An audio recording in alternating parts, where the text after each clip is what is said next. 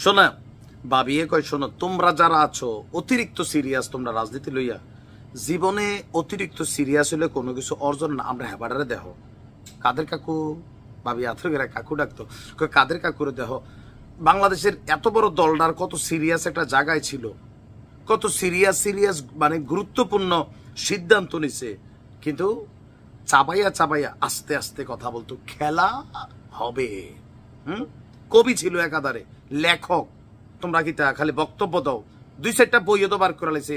আর নায়িকা, মডেল, অভিনেত্রী এগুলো তো দিন রাত ওড়া বসে আসলে আমরা লোকে একটা ফটো তোলার লেগে তাইরে আইতো বইয়ের ফিতা লইয়া কাকু কুতুর কাটতে দেন না কি বইয়ের মোড়ক উন্মোচন।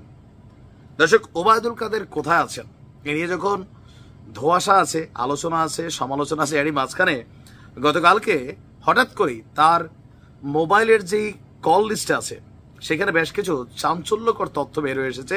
আর এই কাজটা নিশ্চয়ই ডক্টর ইউনূসের সরকারের পক্ষ থেকে অথবা সাইডলাইন থেকে করা হচ্ছে। ঘটনা কি, যে ওবায়দুল কাদের তার ব্যবহৃত সিমের লোকেশন এবং কল লিস্টকে ট্র্যাক করেছে সামহাউ কোনো একটা সংস্থা বা আমি জানি না কারা। তো সেখানে বেশ কিছু চাঞ্চল্যকর তথ্য ছিল যে ক্ষমতায় থাকাকালীন আপনার বিভিন্ন নায়িকা এবং মডেলের যে ছবিগুলো সামাজিক যোগাযোগ মাধ্যমে আসতো তার সাথে আসলে কাদের ঘনিষ্ঠতা ছিল এই সম্পর্কে বেশ কিছু কল লিস্ট ফাঁস হয়েছে। ক্ষমতাচ্যুত হওয়ার পর থেকে আপনার সবশেষ 5ই আগস্ট দুপুর 2:42 ওবায়দুল কাদেরের ব্যক্তিগত ফোন নাম্বারটির ফোন ট্র্যাক লোকেশন ছিল মোহাম্মদপুর। এবার সামাজিক যোগাযোগ মাধ্যমে একটা কল লিস্ট প্রকাশিত হয়েছে যে 5ই আগস্টের আগে এবং পরে 2 মাসে অসংখ্য নম্বরে তিনি কথা বলেছেন। সেখানে অনেক নায়িকা এবং মডেল অভিনেত্রীদের সাথে যোগাযোগ রাখার বিষয়টি উঠে এসেছে। ওই কল লিস্ট অনুযায়ী নায়িকা কেয়া, মিস বাংলাদেশ ফারজানা, এনজেনা, এলিন সহ মডেল নায়িকারা যেমন আছেন তেমনি ফোন দিয়েছেন ময়মনসিংহের নেত্রী আপনার কবিতাকেও। 5ই আগস্ট সহ আগের এবং পরবর্তী সময়ের কল লিস্টের সিডিআর কপির আংশিক প্রকাশ করেছেন সাংবাদিক জাওয়াদ নির্ঝর। তবে এই সিডিআর কপি বের করছেন সাংবাদিক মনোয়ার আলম নির্ঝর।